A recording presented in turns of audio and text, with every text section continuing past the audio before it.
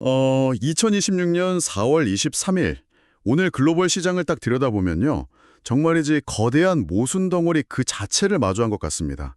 여러분도 느끼시겠지만 간밤에 미국 주식시장은 또다시 사상 최고치를 갈아치웠거든요. 네네, 아주 화려한 랠리였죠. 맞아요.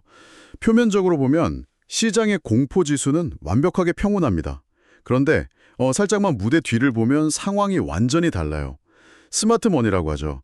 이 거대 자본들이 실물 구리를 막 미친 듯이 사들이고 있고 원달러 환율은 지금 거의 비상사태 수준입니다. 평범한 소비자들의 체감 경기는 거의 지하실로 곤두박질 치고 있는 상황이죠. 그니까요. 겉으로는 엄청나게 화려한 파티가 열리고 있는데 막상 참가자들은 몰래 비상구를 찾고 있는 이 기묘한 현상. 오늘 저희 심층 분석에서 파헤칠 주제가 바로 이겁니다. 네, 오늘 살펴볼 자료가 엄청나죠? 맞습니다. 2026년 4월 23일자 자비스 글로벌 매크로 분석이랑 무려 72개 기관의 싱크탱크 리포트 번들을 싹 다 모아왔습니다. 역대급 호황이랑 벼랑끝 위기가 공존하는 지금 시장의 진짜 민낯 한번 탈탈 털어보겠습니다. 오늘 시장 상황 한 문장으로 어떻게 요약할 수 있을까요? 제가 보고서들을 쭉 보면서 꼽은 한 문장은 이렇습니다. 화려한 기술주의 진격, 그 뒤로 인플레이션이라는 거대한 복병이 매복 중인 폭풍 전야. 딱 이겁니다. 와, 폭풍전이요? 벌써부터 약간 서늘한데요? 그리고 본격적으로 들어가기 전에 지금 듣고 계신 분들께 짧게 짚고 넘어갈 게 하나 있습니다. 네, 중요한 부분이죠. 이번 자비스 리포트를 보면 트럼프 당선인이랑 연준 파월 의장 간의 갈등 같은 그런 정치적으로 좀 민감한 마찰들이 시장에 미치는 영향이 꽤 비중 있게 다뤄져 있거든요. 미리 분명히 말씀드리지만 저희는 어떤 특정 정치적 입장을 지지하거나 비판하려는 게 절대 아닙니다. 맞습니다. 저희는 철저하게 데이터만 봅니다. 네네. 이런 정치적 이슈가 글로벌 자본 흐름에 물리적으로 어떤 타격을 주는지 원본 데이터랑 싱크탱크의 시각을 아주 객관적으로 전달해드리는 게 오늘의 미션입니다. 그 정치적 수사 자체가 아니라 그게 만들어내는 금리랑 환율의 움직임, 즉 메커니즘에만 집중하겠다는 거죠. 좋습니다. 자, 그럼 현재 시장의 온도부터 한번 재볼까요? 지금 S&P 500이 7,138포인트, 그리고 나스닥이 24,657포인트로 둘 다 52주 신고가를 그냥 뚫어버렸어요. 대단한 기세죠. 초보자분들을 위해서 주식시장의 현재 위치를 자동차 기어에 한번 비유해 볼게요.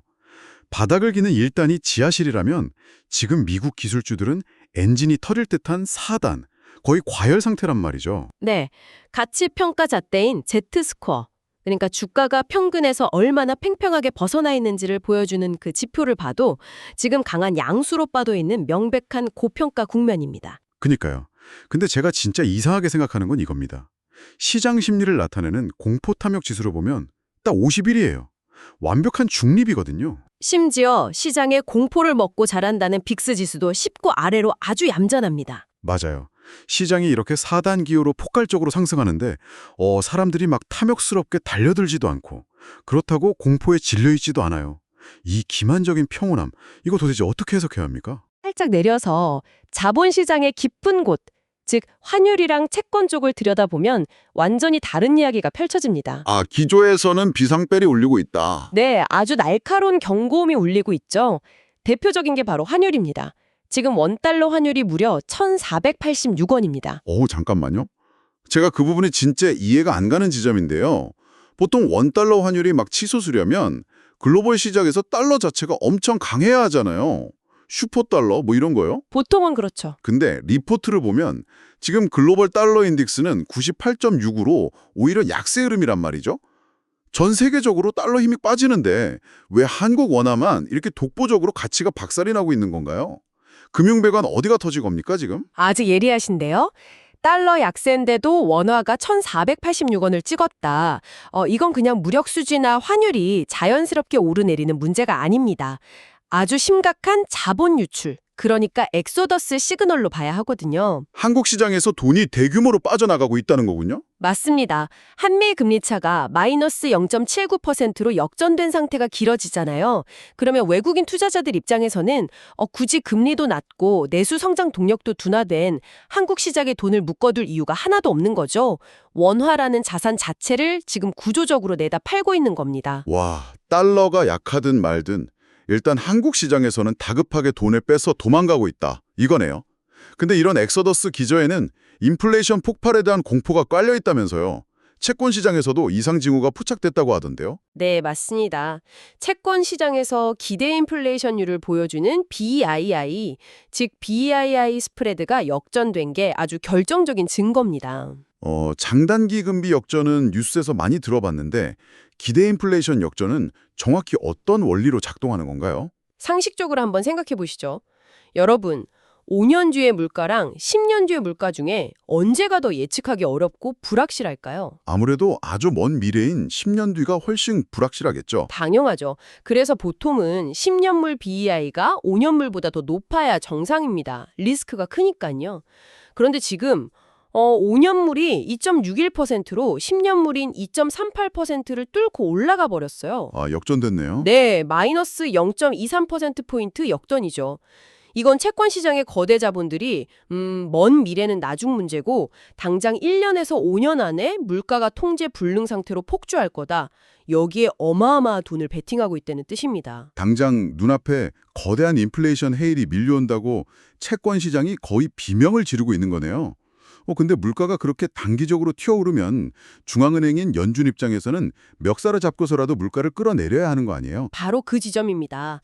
자비스 보고서가 가장 강력하게 경고하는 시나리오 C가 바로 그거거든요.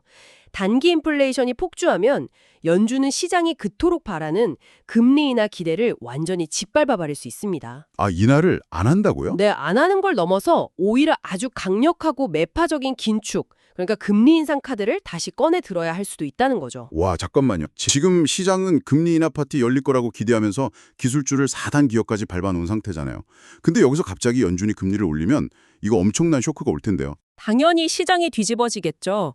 게다가 상황을 더 복잡하게 꽈부리는 게 바로 연준의 독립성이 흔들리고 있다는 점입니다. 아까 오프닝에서 잠깐 언급했던 그 정치적 마찰 말씀하시는 거군요. 네, 리포트를 보면 트럼프 당선인이 파월 연준 의장한테 노골적으로 사임 압박을 가하고 있거든요. 차기 의장 후보를 둘러싸고 정치적 갈등이 거의 극에 달한 상황입니다. 진짜 골치 아프네요. 시장은 이제 계산기를 두드리기 시작한 겁니다. 이런 정치적 경랑 속에서 연준이 적절한 타이밍에 유동성을 공급하지 못하거나 거꾸로 인플레이션을 잡겠다고 무리하게 긴축을 강행할 수 있다는 최악의 수를 염두에 두는 거죠. 겉으로는 빅스 지수가 19 아래라서 참 평화로워 보였는데 사실은 언제 터질지 모르는 인플레이션 지뢰밭 위에서 다들 발뒤꿈치를 들고 조심조심 걷고 있었던 거네요. 자, 그럼 여기서 정말 앞뒤가 안 맞는 거대한 모순을 하나 더 파헤쳐 보겠습니다. 오늘 새벽에 발표된 한국의 1분기 GDP 지표 다들 보셨죠? 네, 정말 깜짝 놀랐습니다. 그니까요. 전년 대비 3.6%, 전분기 대비 1.7% 성장을 기록했어요. 시장 예상치가 0.9%였으니까 이건 뭐 예상치를 2배 가까이 훌쩍 넘긴 역대급 서프라이즈잖아요. 심지어 글로벌 투자은행 골드만삭스는 이 수치 딱 보고 코스피 목표가를 8,000포인트로 상향 조정했습니다. 훌륭한 숫자죠. 이런 거시지표만 딱 떼놓고 보면 이건 완벽한 호황입니다. 그런데요, 같은 날 발표된 4월 한국 소비자 심리지수, 즉 CCSI를 보면 분위기가 완전 다릅니다. 107에서 99.2로 그냥 추락해버렸어요. 낙관과 비관을 가르는 기준선이 100인데 그 아래로 깨진 거거든요. 아주 심각한 괴리죠.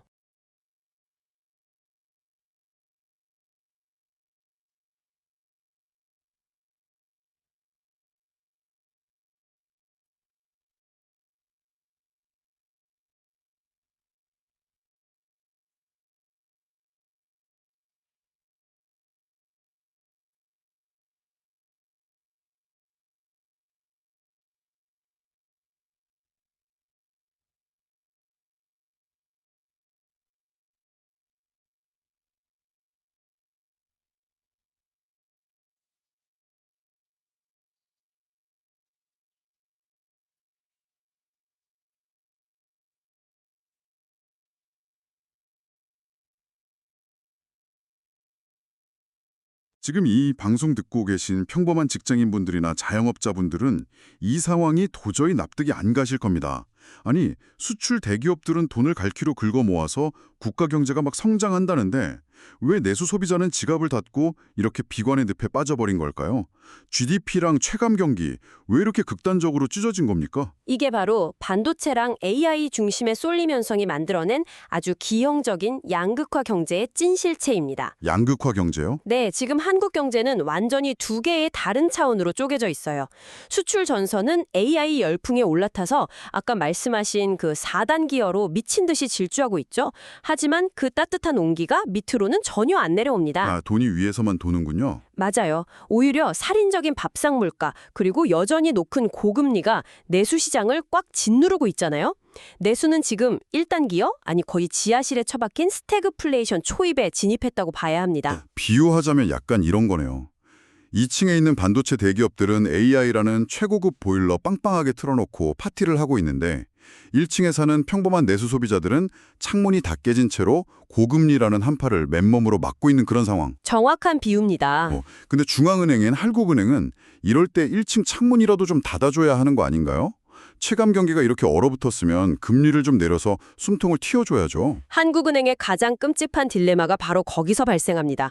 아까 1분기 GDP가 1.7% 서프라이즈 기록했다고 하셨잖아요. 네네, 엄청난 성장률이었죠. 중앙은행 입장에서는 거시경제 성장률이 이렇게 펄펄 끓고 있는데 금리를 내릴 명분이 없는 거예요. 자칫 여기서 섣불리 금리를 내렸다가 겨우 숨죽여 놓은 부동산 가격이나 물가 상승세에 다시 불을 붙일 수 있거든요. 아, 딜레마네요, 진짜. 게다가 아까 말씀하신 환율 문제도 있잖아요. 맞습니다.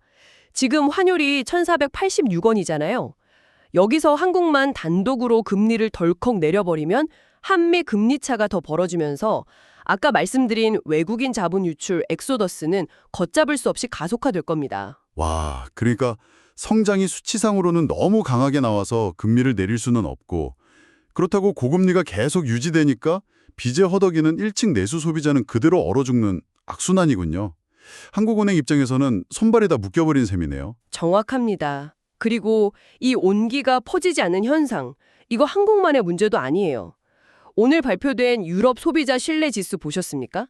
예상치를 크게 밑돌면서 마이너스 20.6 쇼크를 기록했어요. 유럽도 심각하네요. 네, 유럽의 정부 부채 비율은 GDP 대비 87.8%까지 치솟았고요. 지금 전 세계적으로 보면 실물 경제 수요는 다 둔화되고 빚만 늘어나고 있는데 지구상에 떠도는 거의 모든 잉여 자본이 오직 미국의 AI 전력 인프라랑 빅테크, 이 단 하나의 블랙홀로만 다 빨려 들어가고 있는 겁니다. 전 세계에 2층으로만 돈이 몰리고 있다는 거군요. 근데 여기에 지정학적 리스크도 기름을 붓고 있지 않습니까?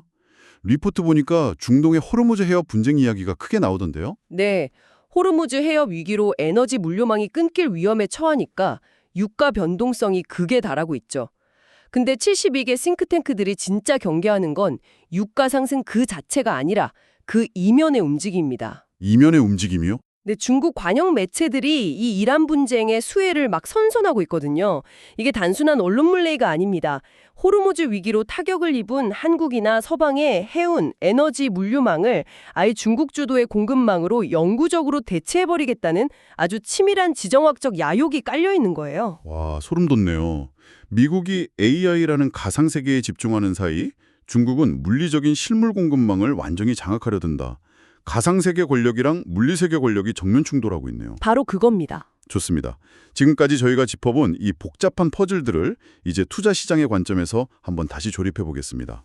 자비스 리포트의 자금 이동 데이터를 보면 아주 뚜렷한 흐름이 잡히거든요. 네, 돈의 흐름은 거짓말을 안 하죠. 맞아요. 보고서에 따르면 최근 3개월 기준으로 글로벌 자금이 헬스케어랑 금융 섹터에서 강하게 빠져나왔습니다. 그리고 어디로 갔냐? 에너지랑 기술주로 몰려들었어요. 그리고 최근 1개월 기준 원자재 동향, 이게 진짜 심상치가 않습니다. 원자재 변동폭이 엄청났죠. 네, 경제의 선행지표라고 해서 닥터코퍼라고 불리잖아요. 구리 가격이 한 달 만에 무려 11%나 폭등했습니다. 반면에 천연가스는 8% 하락했고 안전자산인 금은 4% 상승했고요. 여기서 제가 진짜 의문이 드는 건 구리입니다. 어떤 점이 의문이신가요? 아니 보통 구리값이 폭등하면 공장들이 쌩쌩하게 돌아가고 실물 경기가 뜨겁게 회복된다는 아주 긍정적인 신호를 읽히잖아요. 전통적인 경제학 교과서에서는 완벽하게 맞는 말씀입니다. 하지만 지금 이 구리 11% 폭등은 성격이 완전히 다릅니다. 아까 저희가 내수랑 실물 경기가 바닥에 처박혔다고 말씀드렸잖아요. 공장이 미친 듯이 돌아서 구리가 필요할 리가 없죠. 지금 스마트머니가 구리를 막 사재기하는 건 경기 회복에 베팅하는 게 절대 아닙니다. 이건 인플레이션 방어를 위한 아주 다급한 도피처로 구리를 선택한 겁니다. 아, 경기가 좋아질 것 같아서 원자재를 사는 게 아니라 내가 가진 돈의 가치가 떨어지는 게 두려워서 창고에 슈몰 덩어리를 막 쌓아두고 있다는 말씀이신가요? 네, 맞습니다. 그걸 가장 적나라하게 보여주는 데이터가 리포트에 있죠. 바로 본원 통화, 즉 M0 발행량이랑 자산 가치를 비교한 지표입니다. 아, 그 프리미엄 지표요? 네, 현재 금 가격을 보면 시장에 풀린 M0 발행량 대비 무려 76%나 프리미엄이 붙어 있습니다. 극단적인 과열 상태죠. 반면에 S&P 500은 M0 대비 50% 수준밖에 안 됩니다. 금이 주식보다 훨씬 더 프리미엄을 받고 있네요. 이게 정확히 무슨 의미인가요? 거대 자산가들이 각국 중앙은행이 찍어내는 그 화폐 시스템 자체에 대한 신뢰를 잃어가고 있다는 겁니다. 종이돈 쥐고 있다가는 구매력이 물가 상승에 다 녹아내릴 테니까 차라리 물리적 실체가 명확한 금이나 구리로 자산을 서둘러 피신시키고 있는 거죠. 와, 시스템에 대한 짙은 불신이 금이랑 구리 가격을 멱살 잡고 밀어올리고 있었던 거군요. 그렇다면 이런 혼돈의 경랑 속에서 우리 투자자들은 도대체 어떻게 포트폴리오를 짜야 할까요? 리포트를 보니까 72개 싱크탱크 컨센서스가 공동으로 가리키는 전술이 하나 있긴 하더라고요. 네, 바로 바벨 전략입니다. 네네, 바벨 전략. 지금처럼 방향성을 완전히 상실한 시장에서 거의 유일한 해법으로 거론되는 전략인데요. 헬스장에서 드는 바벨, 즉 역기를 생각해 보시면 됩니다. 역기의 양 끝단에만 아주 무겁게 추를 달아두는 방식이죠. 양 극단에만 투자해라. 네, 한쪽 끝에는 인플레이션이라는 괴물을 가격 전가력으로 딱 짓누를 수 있는 압도적 독점력을 가진 성장주, 즉 미국의 빅테크나 AI 전력 인프라 관련주를 담습니다. 그리고 반대쪽 끝에는 인플레이션 그 자체를 해지할 수 있는 실물자산, 즉 원유, 구리, 금을 꽉 채워 담는 겁니다. 안전지대는 버리고 확실한 양극단만 챙기라는 거네요. 그럼 이 역기의 가운데 텅 비어드는 중간지대, 즉 철저하게 피해야 할 섹터는 어딘가요? 고금리에 가장 취약한 부동산, 그리고 아까 1층에 묶여서 고통받고 있다고 말씀드린 내수 소비주들입니다. 어중간한 배당주나 가치주는 지금 같은 극단적인 양극화 장세에서는 인플레이션에 그냥 녹아내리기 십상입니다. 확실히 이해가 되네요. 근데 제가 이 바벨 전략 세부 지침을 보면서 진짜 강한 의문이 하나 들었거든요. 어떤 부분이죠? 자비스 참모진이 포트폴리오의 최소 15%에서 최대 35%까지 현금, 그것도 달러 기반 현금을 반드시 챙겨두라고 강력하게 권고하고 있잖아요. 아니 방금 전까지 인플레이션 때문에 화폐 가치가 녹아내려서 사람들이 종잇돈 버리고 금이랑 구리로 도망간다고 하셨으면서 왜 포트폴리오의 3분의 1을 현금으로 쥐고 있으라는 겁니까? 이거 앞뒤가 안 맞는 이율배반적인 말 아닌가요? 아주 날카로운 지적이신데요. 여기서 싱크탱크들이 말하는 현금은 자산 증식용으로 들고 있으라는 게 아닙니다. 철저한 전술적 방어막으로 쓰라는 뜻이에요. 그 이유가 한국 시장의 신용잔고 데이터에 아주 명확하게 나와 있습니다. 신용잔고라면 빚내서 투자한 돈 말씀하시는 거죠? 네, 맞습니다. 현재 한국 주식시장의 신용잔고, 쉽게 말해 증권사에서 돈 빌려 투자한 B2 비율이 임계치인 딱 100%에 도달해버렸습니다. 100%요. 와, 그러니까 개인 투자자들이 끌어올 수 있는 영끌 대출을 한도 끝까지 꽉꽉 채워서 시장에 다 밀어넣었다는 거군요. 예비용 실탄이 하나도 없다는 뜻 아닙니까? 바로 그겁니다. 시장 참여자 전체가 빚으로 겨우겨우 버티고 있는 이 상황. 이건 팽팽하게 당겨진 거미줄 같아요. 외부에서 아주 작은 충격. 예를 들어서 당장 내일 환율이 1,500원을 터치한다거나 연준 파웰 의장 입에서 예상치 못한 아주 매파적인 발언이 튀어나오면 어떻게 될까요? 당장 증거금 못 채우는 계좌들이 속출하겠네요. 그렇죠. 증격은 못 채운 계좌들에서 반대 매매가 폭포수처럼 쏟아지고 그 물량이 다시 주가를 확 끌어내려서 또 다른 반대 매매를 부르는 그 무시무시한 도미노 툼의 발작이 일어나는 겁니다. 아, 끔찍하네요. 이때 현금이 없는 투자자는 자기가 들고 있는 우량 자산을 강제로 헐값에 청산당하게 됩니다. 그래서 15에서 35%의 든든한 달러 현금이 꼭 필요한 거예요. 시장이 발작을 일으켜서 붕괴할 때 이 현금은 내 계절을 지켜주는 최후의 방패이자 남들이 공포에 질려서 던져버린 우량 자산을 바닥에서 싹쓸이할 수 있는 아주 예리한 창이 되어줄 겁니다. 아, 1486원이라는 그 미친 환율이 이미 시한폭탄의 타이머를 켰는데 다들 방어막 하나 없이 빚으로만 아슬아슬하게 버티고 있다는 뜻이군요. 인플레이션 때문에 현금이 조금 녹아내리는 걸 감수하더라도 시장 붕괴라는 직사기를 피하려면 반드시 현금이라는 갑옷을 입고 있어야 한다. 완벽하게 이해가 됩니다. 자, 오늘 우리가 짚어본 이 거대한 모순들을 한번 쭉 정리해 보겠습니다. 네, 한번 묶어보죠. 경제는 1.7%라는 엄청난 서프라이즈 성장률을 기록했지만 막상 내수 소비자는 고금리 1층에서 꽁꽁 얼어붙고 있습니다. 주식시장은 최고가를 경신하면서 평온함을 막 연기하고 있는데 기조의 채권시장은 단기 인플레이션 폭발을 경고하고 환율은 자본 유출을 비명처럼 쏟아내고 있죠. 정말 모순의 극치입니다. 그니까요. 여러분, 이런 엇박자 속에서 남들이 막 무지성으로 기술주 불기둥에 뛰어든다고 해서 포모에 휩쓸릴 때가 절대 아닙니다. 현금이라는 방패, 그리고 바벨이라는 양극단 전략으로 철저하게 매복해야 할 폭풍 전야입니다. 네, 분석을 마무리하면서 오늘 이 데이터를 쭉 들으신 여러분들이 단순한 투자 관점을 넘어서 거시적으로 한 번쯤 깊게 고민해 보셨으면 하는 화두를 하나 던지고 싶습니다. 오, 어떤 화두인가요? 우리는 지금 AI의 놀라운 소프트웨어적 발전에 막 열광하면서 빅테크에 천문학적인 돈을 쏟아붓고 있죠. 하지만 절대 간과해선 안 될 물리적인 진실이 하나 있습니다. AI 데이터 센터는 전기를, 그것도 국가 하나를 돌릴 만한 막대한 전기를 미친 듯이 집어삼키는 거대한 괴물이라는 사실입니다. 아, 전력 인프라 문제? 네, 만약 앞서 언급했던 그 호르무즈 해협의 지정학적 리스크가 진짜로 폭발해서 글로벌 에너지 공급망이 완전히 붕괴한다면 어떻게 될까요? 기름이랑 가스가 끊겨서 블랙아웃이 올 때 가장 먼저 생존을 위협받는 건 굴뚝에서 연기나는 전통산업일까요? 아니면 단 1초의 전기 공급 중단도 버틸 수 없는 최첨단 AI 인프라일까요? 와, 진짜 뼈 때리는 질문이네요. 물리적인 실물 에너지를 지배하는 자가 결국 가상세계의 미래 디지털 권력까지 통제하게 되는 것 아닐까요? 이 질문을 꼭 던져보고 싶었습니다. 그리고 가상세계의 플러그를 확 뽑아버릴 수 있는 힘은 여전히 이 물리적 세계에 있다는 말씀이시군요. 여러분, 오늘 저희가 짚어드린 이 데이터 이면의 메커니즘들이 막 넘쳐나는 시장의 노이즈 속에서 중심을 딱 잡을 수 있는 예리한 기준이 요졌기를 바랍니다. 표면의 온도계가 고장난 시장에서는 기저의 흐름을 읽어내는 자만이 살아남습니다. 오늘 심층 분석은 여기까지고요. 다음 심층 분석에서 또 다른 새로운 통찰로 돌아오겠습니다.